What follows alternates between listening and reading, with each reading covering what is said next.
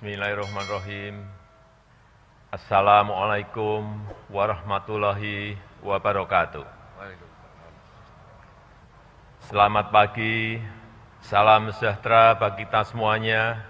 Om Swastiastu, Namo Buddhaya, salam kebajikan. Yang saya hormati Wakil Presiden Republik Indonesia, Bapak Profesor Kiai Haji Ma'ruf Amin, yang saya hormati Ketua, para Wakil Ketua, dan para anggota MPR Republik Indonesia. Yang saya hormati Ketua, para Wakil Ketua, dan para anggota DPR Republik Indonesia. Yang saya hormati Ketua, para Wakil Ketua, dan para anggota DPD Republik Indonesia. Yang saya hormati Ketua, para Wakil Ketua, dan para anggota lembaga-lembaga negara. Yang saya hormati Ibu Hajah Megawati Soekarno Putri, Presiden Republik Indonesia kelima.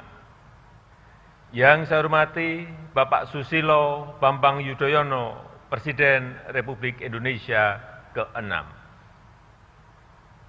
Yang saya hormati Bapak Tri Sutrisno dan Bapak Hamzahas.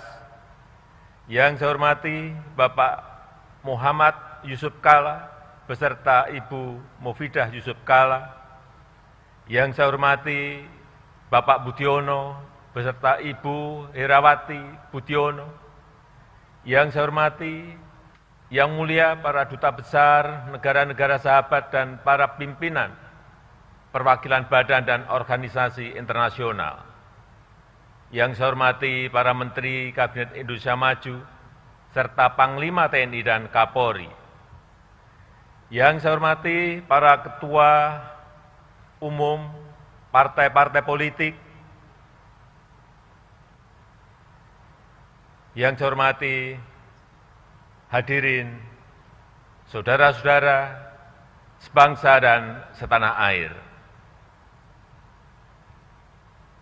Krisis, resesi, dan pandemi itu seperti api. Kalau kita bisa hindari, kalau bisa kita hindari. Tetapi jika hal itu tetap terjadi, banyak hal yang bisa kita pelajari. Api memang membakar, tetapi juga sekaligus menerangi.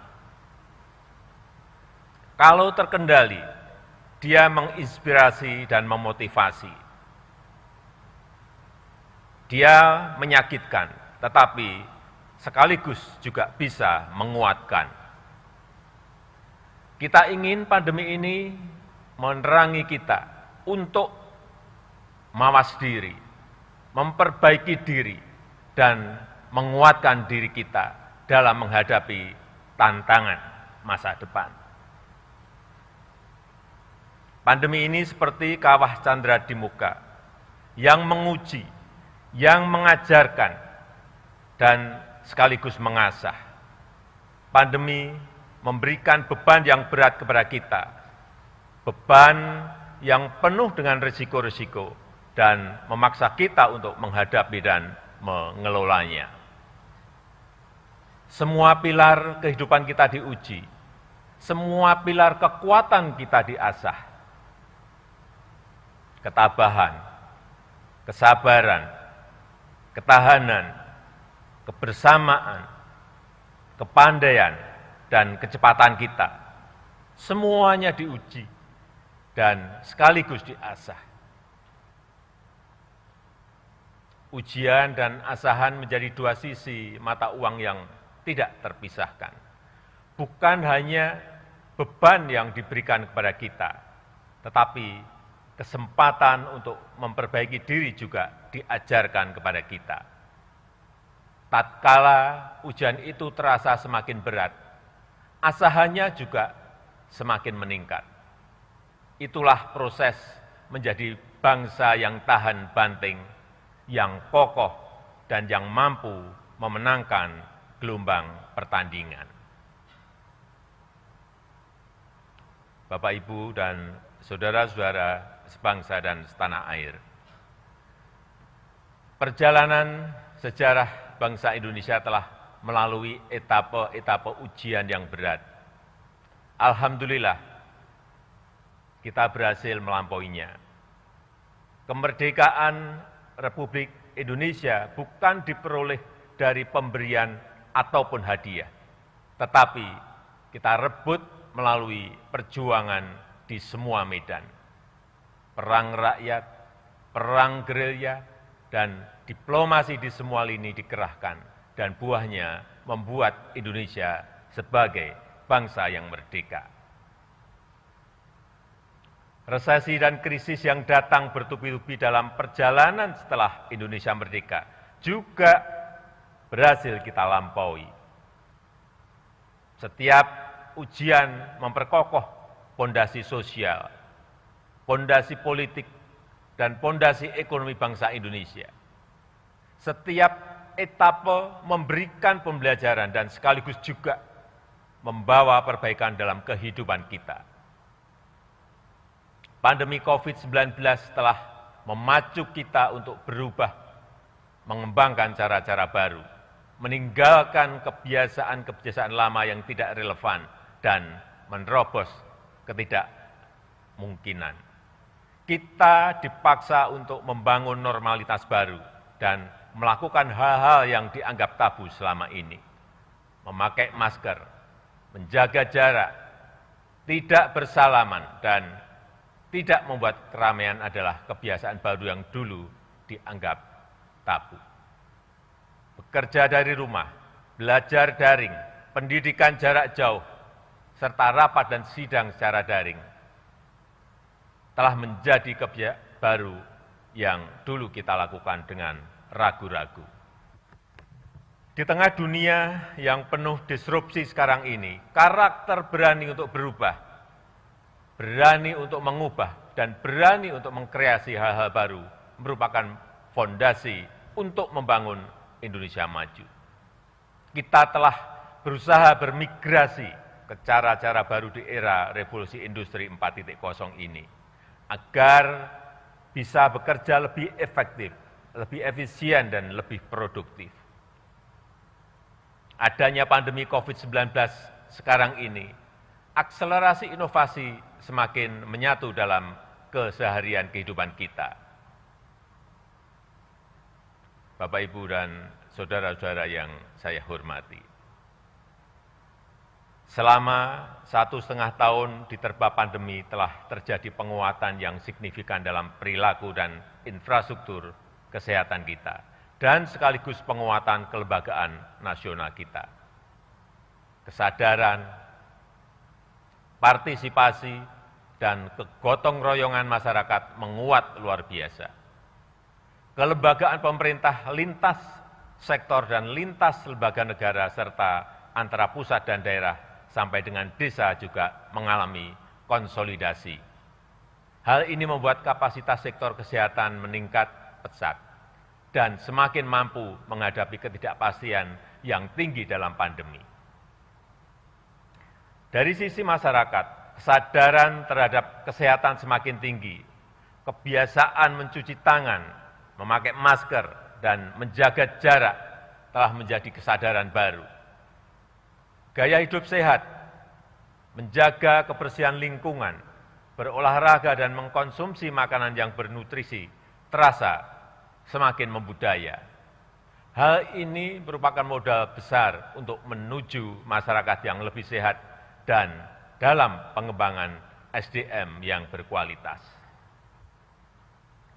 Kesadaran dan antusiasme masyarakat untuk divaksin, memperoleh layanan kesehatan, memperoleh pengobatan, serta saling peduli untuk yang semakin tinggi. Pandemi telah mengajarkan bahwa kesehatan adalah agenda bersama. Pandemi telah menguatkan institusi sosial di masyarakat dan semakin memperkuat modal sosial kita.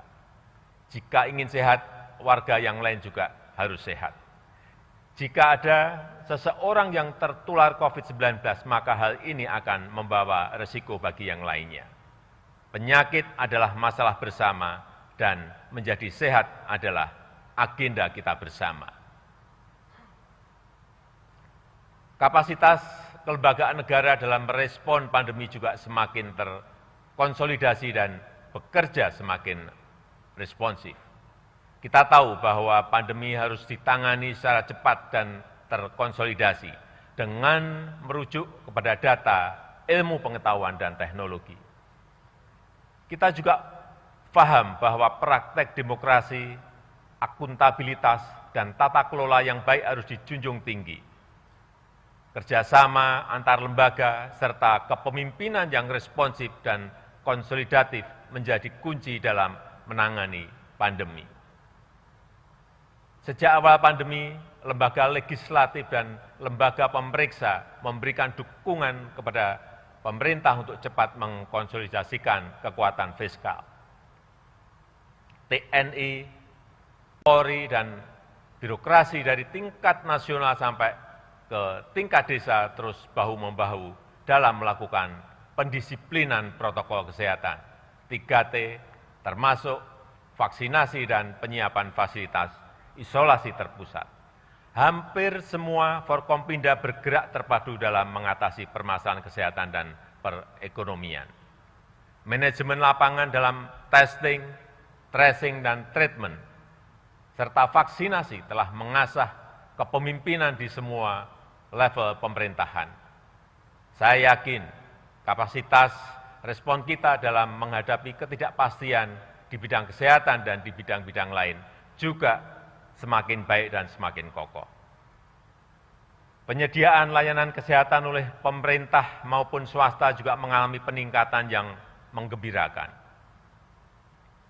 Layanan kesehatan di banyak daerah bertambah cukup signifikan, baik dalam hal penambahan kapasitas tempat tidur maupun fasilitas pendukungnya.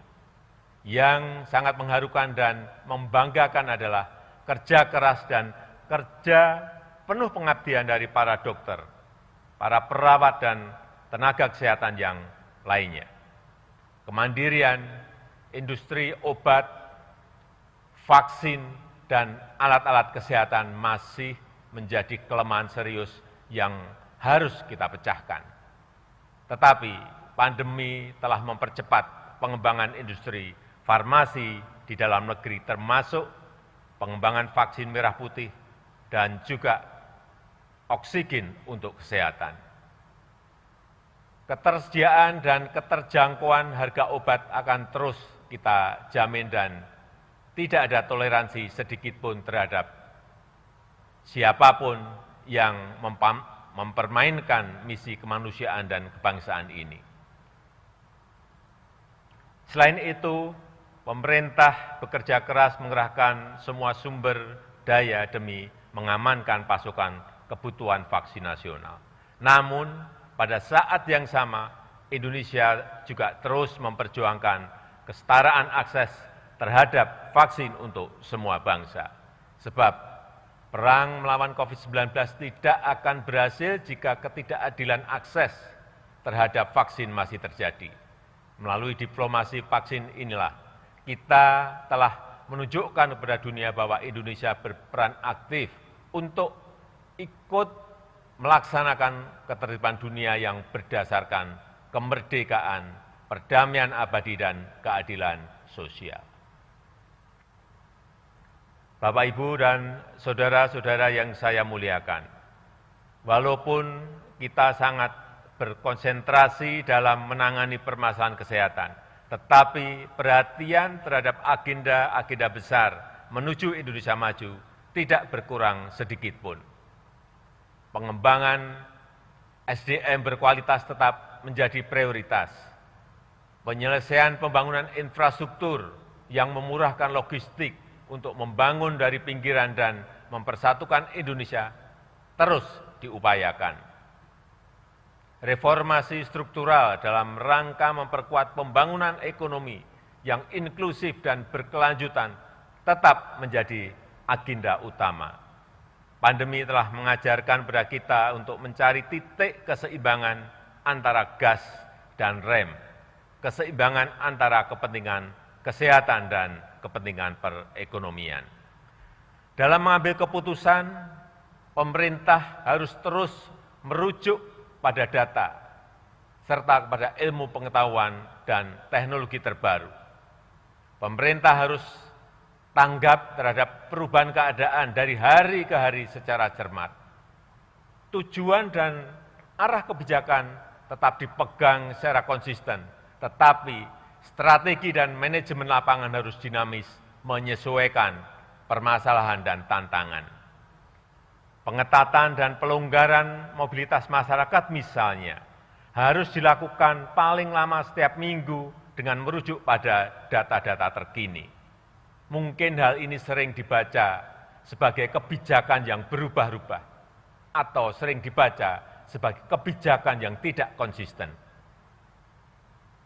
Justru itulah yang harus kita lakukan untuk menemukan kombinasi terbaik antara kepentingan kesehatan dan kepentingan perekonomian masyarakat. Karena virusnya yang selalu berubah dan bermutasi, maka penanganannya pun juga harus berubah sesuai dengan tantangan yang dihadapi. Pengetatan mobilitas yang tidak bisa dihindari ini membuat pemerintah harus memberikan bantuan sosial yang lebih banyak dibanding pada situasi normal.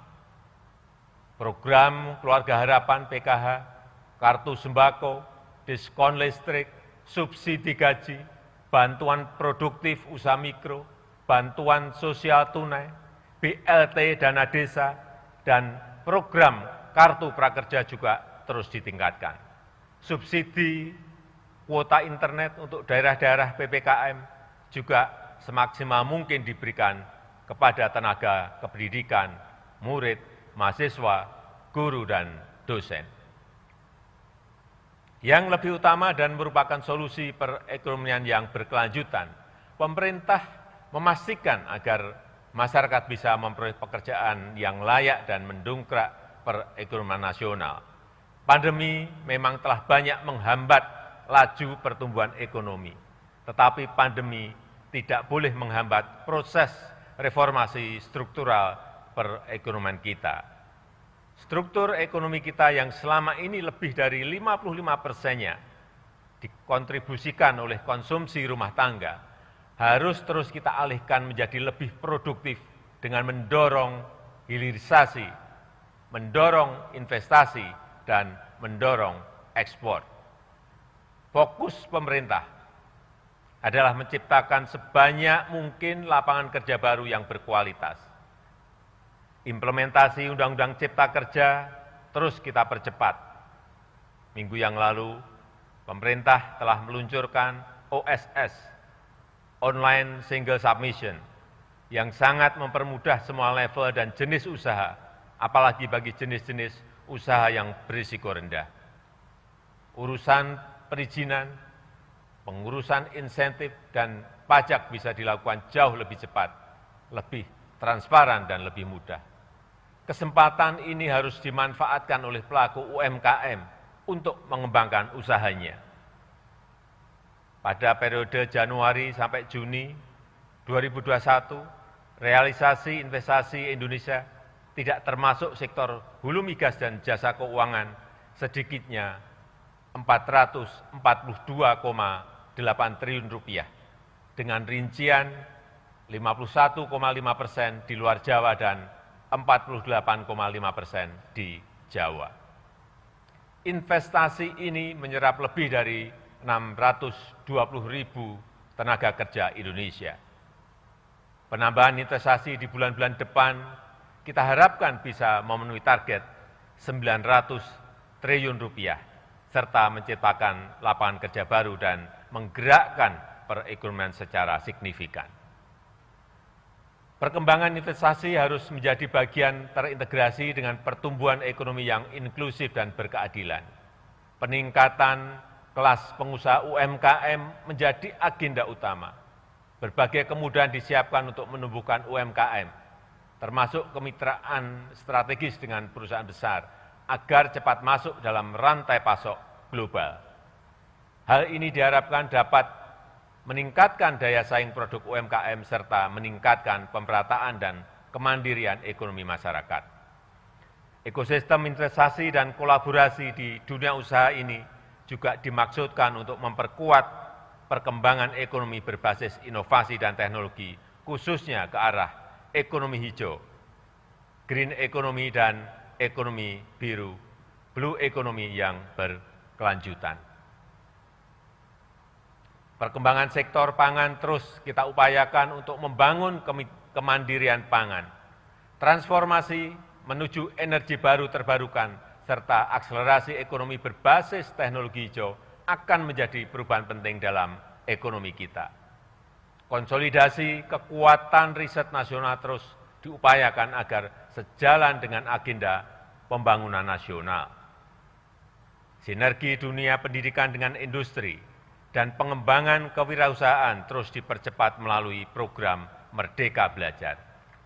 Hal ini diharapkan mengakselerasi kualitas SDM nasional sekaligus meningkatkan daya saing industri dan produk dalam negeri. Perluasan akses pasar bagi produk-produk dalam negeri menjadi perhatian serius pemerintah.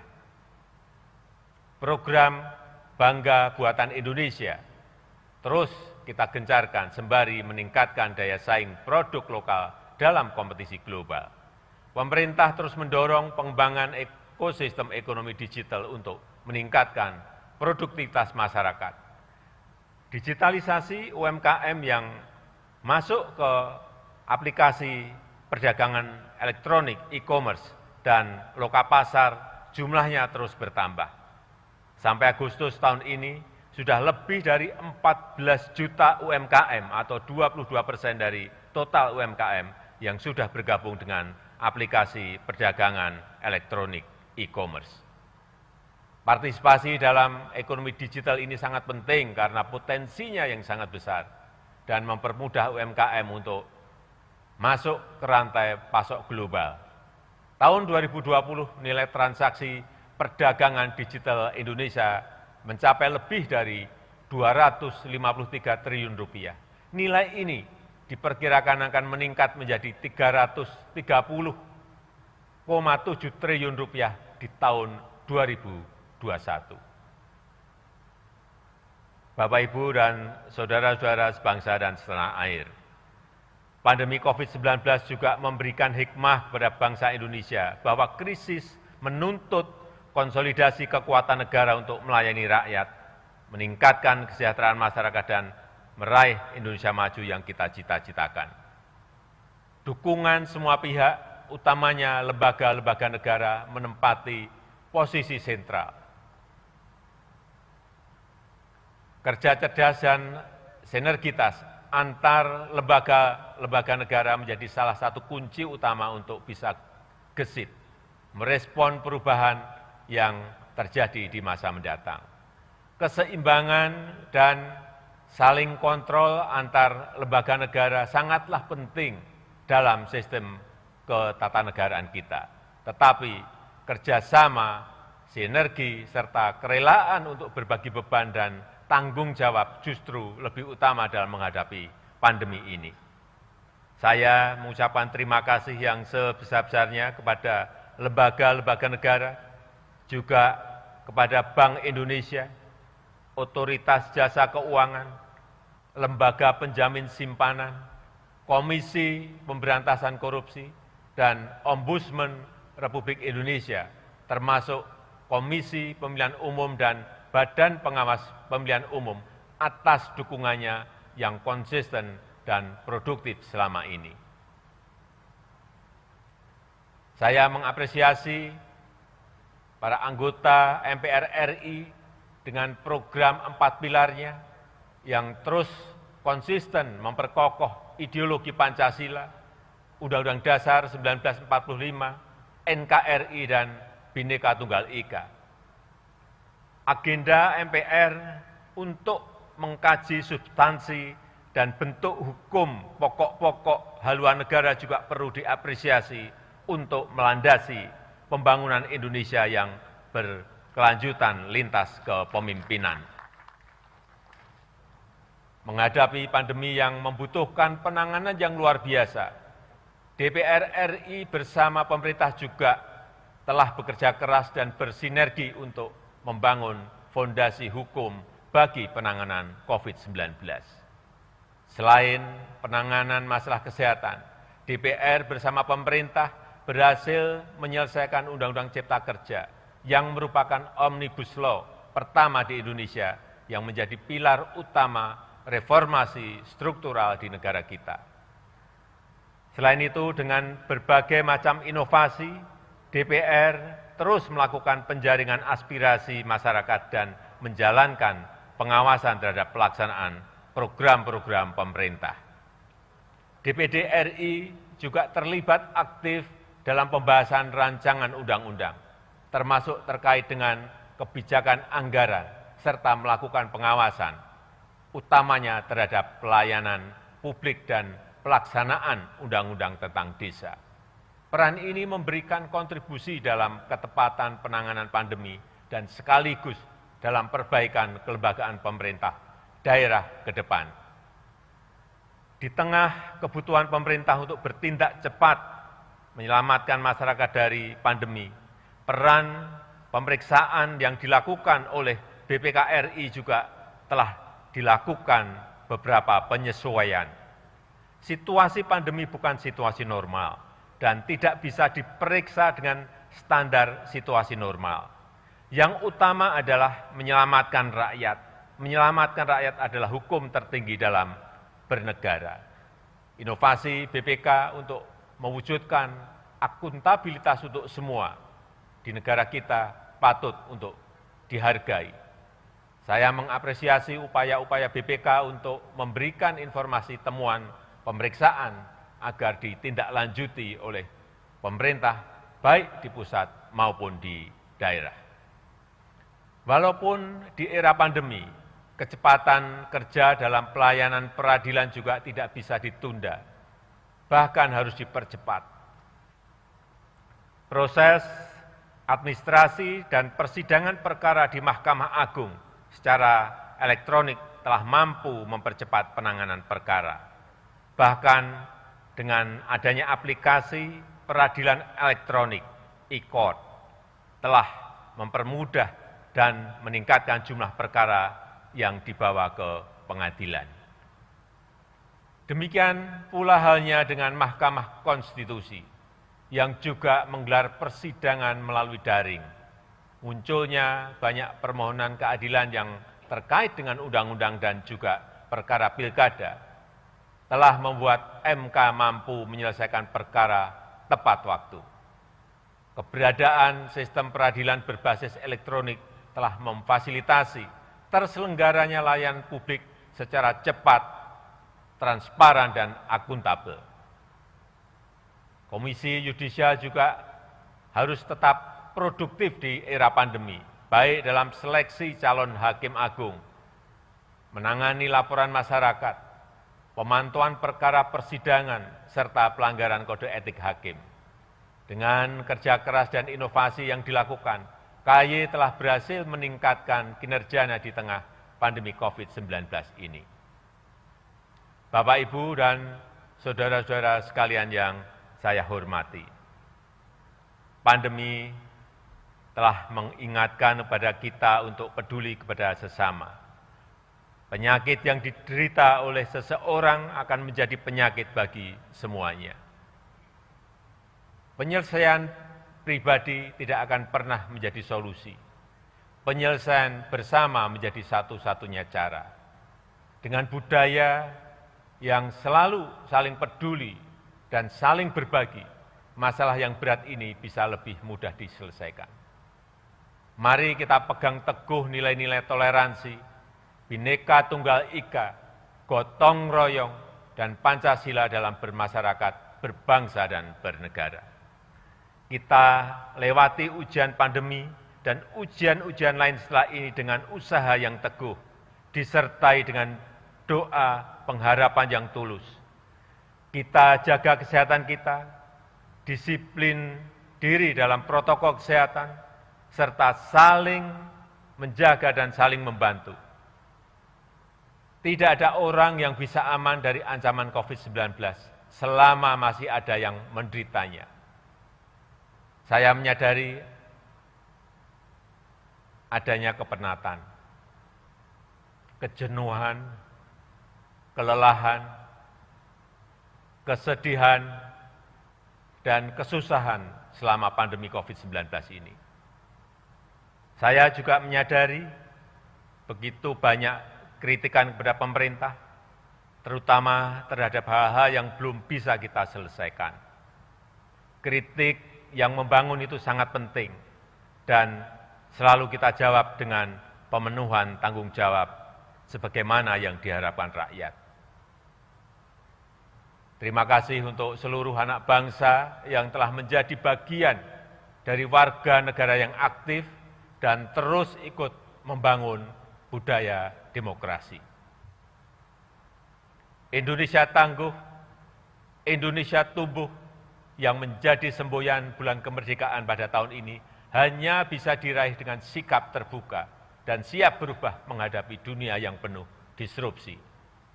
Indonesia tangguh, Indonesia tumbuh hanya bisa dicapai jika kita semua bahu-membahu dan saling bergandeng tangan dalam satu tujuan. Kita harus tangguh dalam menghadapi pandemi dan berbagi ujian yang akan kita hadapi. Dan kita harus terus tumbuh dalam menggapai cita-cita bangsa.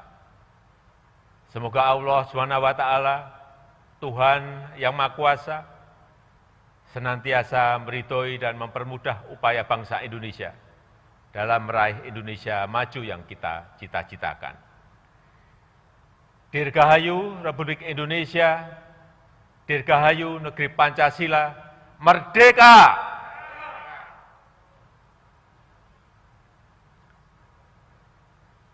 Busana yang saya pakai ini adalah pakaian adat suku Baduy. Saya suka karena desainnya yang sederhana, simpel, dan nyaman dipakai.